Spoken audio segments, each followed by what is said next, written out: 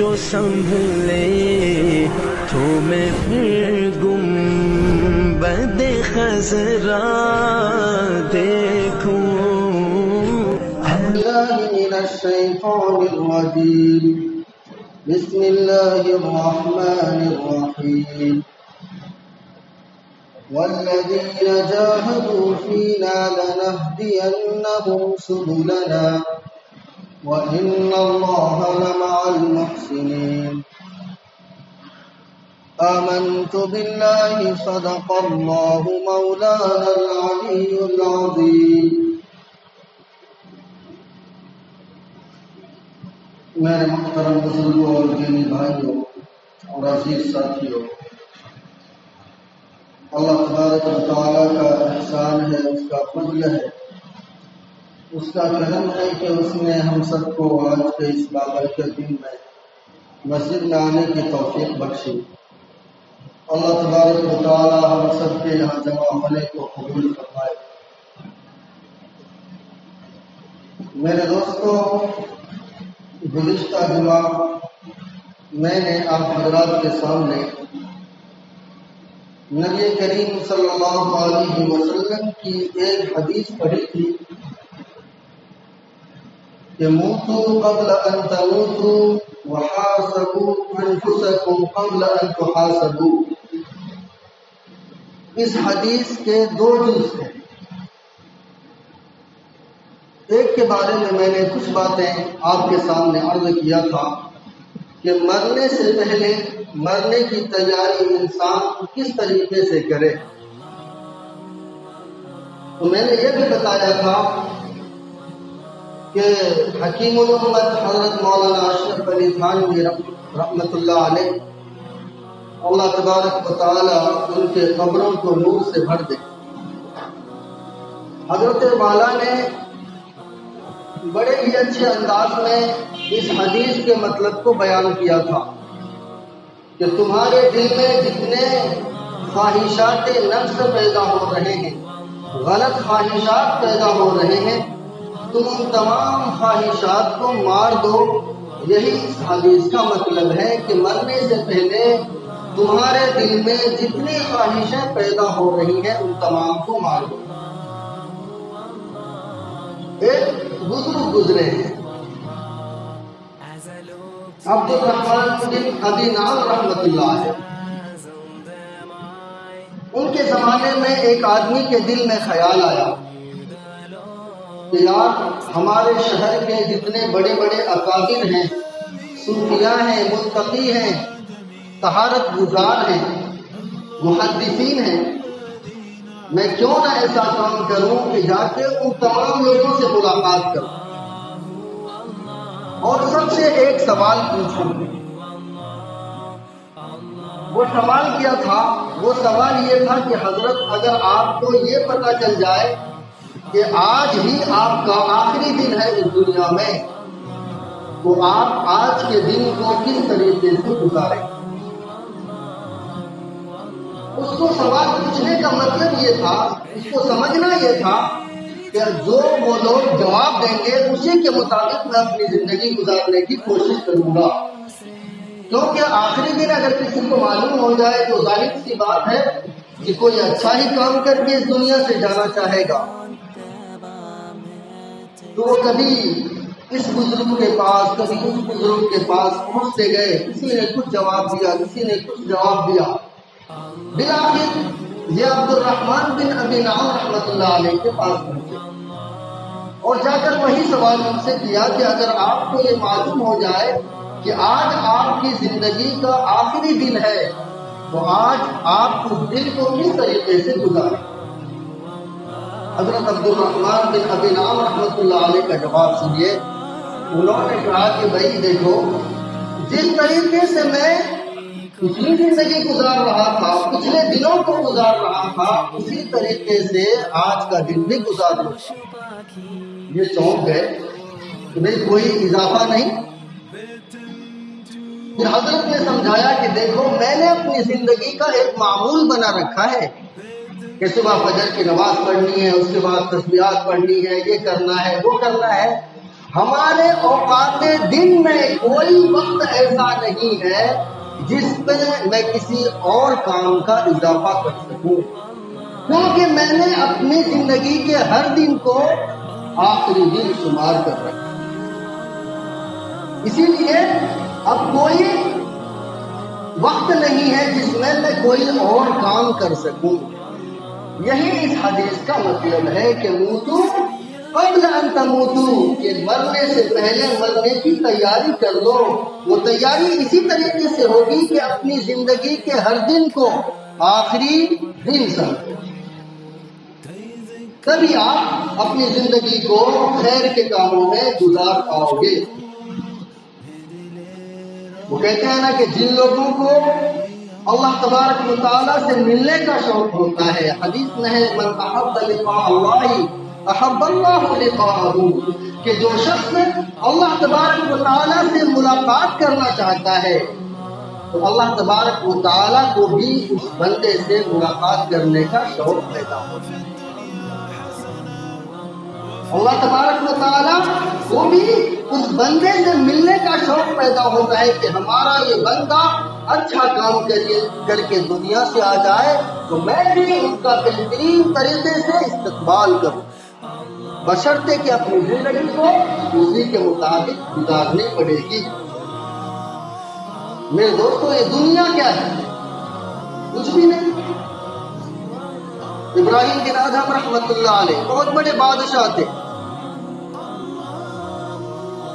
ایک دن اپنے دربار میں بیٹھے ہوئے تھے، چاروں طرف لوگوں کی قطاریں تھیں، کوئی وزیر ہے، کوئی کچھ ہے، کوئی کچھ ہے، دربار لگا ہوا تھا۔ تو ان کے محل میں ایک فقیر گھسنا چاہ رہا تھا اور وہ دربان سے کہہ رہا تھا کہ بھائی یہ تو سرائے ہے، مسافر خانہ ہے، مجھے یہاں جانے دو، آرام کرنے دو۔ اب دربان چوکیدار وہ بار بار اس کو روکنا چاہ رہا تھا کہ بھائی آپ اندر نہیں آ سکتے، یہ تو بادشاہ کا محل ہے، یہاں کسی کی انٹری نہیں ہے۔ بالآخر وہ ضد کرنے لگا، شور و غل ہو گیا، بادشاہ کے کان میں آواز پہنچ گئی۔ بادشاہ نے دیکھا کہ کسی بات میں بحث ہو رہی ہے، اپنے دربانوں کو حکم دیا کہ اس آدمی کو لے کر یہاں آؤ، میرے پاس آؤ۔ دربان اس فقیر کو پکڑ کر بادشاہ کے سامنے لے آیا۔ پھر دربان سے معلوم کیا کہ کیا بات ہے۔ دربانوں نے جواب دیا کہ بادشاہ سلامت، یہ کہہ رہے ہیں کہ یہ مسافر خانہ ہے، یہ محل نہیں ہے، یہ سرائے ہے، میں یہاں پر آرام کرنا چاہتا ہوں، میں کافی دیر سے سمجھا رہا ہوں لیکن ان کی سمجھ میں نہیں آ رہی۔ پھر بادشاہ نے کہا کہ تم شانت ہو جاؤ، میں سمجھاتا ہوں۔ تو بادشاہ نے کہا کہ بھائی دیکھو، یہ تو میرا محل ہے، یہاں پر کسی کی انٹری نہیں ہے، یہ مسافر خانہ نہیں ہے۔ وہ فقیر کہنے لگا کہ اچھا آپ یہ بتائیے کہ اس سے پہلے اس محل میں کون رہتا تھا؟ بادشاہ سلامت نے جواب دیا کہ میرے ابا جان رہتے تھے۔ پھر کہنے لگے کہ اچھا ایک بات بتائیے کہ اس سے پہلے کون رہتے تھے؟ کہ میرے دادا جان رہتے تھے۔ اس سے پہلے کون رہتے تھے؟ پردادا رہتے تھے۔ فوراً وہ فقیر بادشاہ کی طرف متوجہ اور کہنے لگے کہ ارے بادشاہ سلامت، یہی بات تو میں آپ کو سمجھانا چاہتا ہوں، کچھ دن پہلے اس کا مالک کوئی اور تھا، اس سے پہلے اس محل کا مالک کوئی اور تھا، اس سے بھی پہلے اس محل کا مالک کوئی اور تھا، آج آپ ہیں، آپ کے مرنے کے بعد پھر اس محل کا مالک کوئی اور ہوگا۔ اسی کو تو مسافر خانہ کہتے ہیں۔ کیا کہتے ہیں؟ اسی کو تو مسافر خانہ کہتے ہیں۔ اسی لیے تو میں کہتا ہوں کہ جیسے آپ یہاں پر آرام فرما رہے ہیں ویسے مجھے آرام کرنے دے دیجیے۔ بادشاہ کو شوق لگا، بالآخر وہ فقیر وہاں سے غائب ہو گئے۔ اب ابراہیم بن ادہم رحمۃ اللہ علیہ اس بات کو سوچنے لگے، رات ہو گئی، بستر پر لیٹنے گئے تو بار بار اس فقیر کی یہ باتیں یاد آنے لگی۔ بھائی آج میں بادشاہ ہوں، کل کوئی اور اس محل کا بادشاہ ہوگا، اس کے بعد کوئی اور بادشاہ ہوگا، ہمارا تو کوئی وجود ہے ہی نہیں۔ فوراً تمام بادشاہ کو لات مار دی، اور جا کر جنگل میں گوشے گزار ہو گئے۔ میرے دوستو، یہی ہے اصل مسافر خانہ۔ آج اگر کوئی کسی چیز کا ذمہ دار ہے تو وہ یہ نہ سمجھے کہ یہ ذمہ داری ہمیشہ میرے پاس آنے والی ہے یا ہمیشہ میرے پاس رہنے والی ہے۔ اگر کوئی بادشاہ ہے، کوئی ترقی ہے، کوئی متولی ہے، کوئی ذمہ دار ہے، کوئی یہ نہ سمجھے کہ آج یہ ذمہ داری میرے پاس ہے لیکن کل کسی اور کے پاس بھی آنے والی ہے۔ ہمیشہ اپنے انداز کو اعتدال کے ساتھ رکھے، کس کے ساتھ کیا تعلق سے پیش آنا ہے، کس کے ساتھ کیا سلوک کرنا ہے، بھائی اللہ کو جواب بھی دینا ہے کہ نہیں۔ اگر آپ گھر کے ذمہ دار ہیں تو گھر کے لوگوں کو کیسے چلانا ہے، اس واقعے سے ہمیں یہی سبق ملتا ہے۔ یہ دنیا مسافر خانہ ہے، کوئی محل، کوئی جگہ ایسی نہیں ہے جس کا مالک نہیں بدلا۔ آج کوئی اور ہے، کوئی اور ہوگا، پرسوں کوئی اور ہوگا۔ خلیفہ منصور نے ابو سفیان ثوری رحمۃ اللہ علیہ سے ایک سوال کیا کہ حضرت کچھ نصیحت فرما دیجیے۔ سفیان ثوری رحمۃ اللہ علیہ کہنے لگے کہ اچھا بادشاہ سلامت، ایک بات بتائیے، آپ کو شدید پیاس لگ رہی ہو، پانی موجود نہ ہو، کوئی بندہ دوڑتا ہوا ایک گلاس پانی لے کر آئے اور آپ سے کہے کہ اگر آدھی سلطنت مجھے میرے حوالے کر دو تبھی میں یہ ایک گلاس پانی تمہارے حوالے کروں گا، تو آپ اس وقت کیا کریں گے؟ خلیفہ منصور کہنے لگے کہ بھائی اپنی جان بچانے کے لیے آدھی سلطنت کیا چیز ہے، دے دیں گے، لیکن اپنی جان کو بچائیں گے۔ فوراً سفیان ثوری رحمۃ اللہ علیہ کہنے لگے کہ اچھا ایک بات بتائیے، وہ پانی آپ نے پی لی، پینے کے بعد آپ کا پیشاب رک گیا، پیشاب ہو ہی نہیں رہا، پھر آپ کسی حکیم کے پاس گئے، کسی طبیب کے پاس گئے اور ان کے پاس جا کر آپ نے اپنا حال بیان کیا، اور وہ طبیب آپ سے کہے کہ میاں آپ کا پیشاب اسی وقت ہو سکتا ہے جب آپ آدھی سلطنت میرے حوالے کر دیں تو آپ کیا کریں گے؟ بادشاہ سلامت کہنے لگے کہ بھائی آدھی سلطنت دے کر میں اپنے آپ کو ہلکا کروں گا، اپنی جان بچاؤں گا نا۔ سفیان ثوری رحمۃ اللہ علیہ کہنے لگے کہ رے بادشاہ سلامت، آپ کی اوقات ایک گلاس پانی اور ایک کٹورا پیشاب کے برابر ہے۔ کیا ہے آپ کی حیثیت؟ جو آج آپ بادشاہ بنے ہوئے ہیں اس کی حیثیت صرف ایک گلاس پانی اور ایک پیشاب کٹورے کے برابر ہے۔ میرے دوستو، یہ سمجھنے والی بات ہے، سوچنے والی بات ہے کہ انسان اس دنیا میں آیا ہے، اللہ تبارک و تعالیٰ نے دولت سے نوازا، عزت سے نوازا، شہرت سے نوازا، لیکن جب آنکھیں بند ہو جاتی ہیں تو کوئی چیز کام آنے والا انسان کا نہیں رہتا۔ صرف اور صرف جو آپ کا عمل ہوگا، جو آپ نے اس دنیا میں اچھا کیا ہوگا، وہی آپ کے ساتھ جانے والا ہے، اس کے علاوہ کچھ نہیں۔ اس حدیث کا دوسرا مفہوم ہے وَحَاسِبُوا أَنفُسَكُمْ قَبْلَ أَن تُحَاسَبُوا، کہ حساب کے دن سے پہلے اپنا حساب لے لیا کرو۔ کیا مطلب؟ مطلب یہ ہے کہ جب قیامت کے میدان میں اللہ تبارک و تعالیٰ تم سے سوال کریں گے کہ میں نے جو یہ جوانی دی تھی اس کو کس کام میں خرچ کیا، میں نے یہ دولت دی تھی اس کو کس کام میں خرچ کیا، وہ 5 باتیں ہیں نا، آپ نے بارہا اس حدیث کو سنا ہوگا کہ اس دن کے سوال سے پہلے کبھی کبھی اپنا محاسبہ کر لیا کرو۔ حضرت تھانوی رحمۃ اللہ علیہ نے بہت اچھی بات بتائی کہ جب آپ صبح کو اٹھو تو سب سے پہلے اپنے نفس سے ایک معاہدہ کرو، کیا کہ اے نفس، آج کا دن بالکل سنت کے مطابق زندگی کو گزارنا ہے، جتنے واجبات ہیں ان کو ادا کرنا ہے، حقوق اللہ اور حقوق العباد کی پوری پابندی کرنی ہے۔ یہ کہہ کر اللہ تبارک و تعالیٰ سے دعا مانگ لو کہ یا رب العالمین، ہم نے اپنے نفس سے ایک عہد کر لیا ہے آج کا دن بالکل سلامتی کے ساتھ گزرے. پھر اگر تجارت کرتے ہو تو تجارت پر چلے جاؤ، ملازمت کرتے ہو تو وہاں پر چلے جاؤ، لیکن وہاں پر مراقبہ کرتے رہو کہ میں نے جو عہد کیا تھا اس کے مطابق میری زندگی گزر رہی ہے یا نہیں. اس کے بعد جب رات کو گھر آؤ، بستر پر جاؤ، تو سب سے پہلے کیا کرو؟ اپنے دل سے پوچھو، اپنے نفس سے پوچھو کہ تو نے صبح میں ایک وعدہ کیا تھا کہ کسی کے ساتھ بدتمیزی نہیں کرنی، کسی کے ساتھ ظلم و زیادتی نہیں کرنی، کسی کے احسان کو نہیں مارنا. کیا تم نے اس کے مطابق آج کا دن گزارا یا نہیں گزارا؟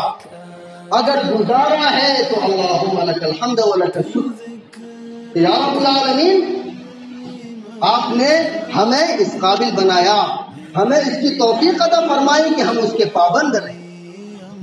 لیکن اگر اس کے خلاف کوئی کام کیا تو فوراً اللہ تبارک و تعالیٰ سے توبہ کر لو. ہر دن کا گناہ ہر دن رات میں معاف کرا لو. اللہ رب العزت کے سامنے رو جاؤ، گڑ گڑا کر اللہ رب العزت سے دعا مانگ لو کہ یا رب العالمین ہم سے یہ غلطی ہو گئی. پھر حضرت مولانا اشرف علی خان رحمۃ اللہ علیہ کہتے ہیں کہ ایک کام اور کرو، اگر تمہیں یہ معلوم ہو کہ ہم سے کوئی غلطی ہوئی تو پھر اپنے نفس سے کہو کہ میں تجھے سزا بھی دوں گا. کیا دوں گا؟ سزا دوں گا. 8 رکعت نفل نماز پڑھ کر تب میں بستر پر جاؤں.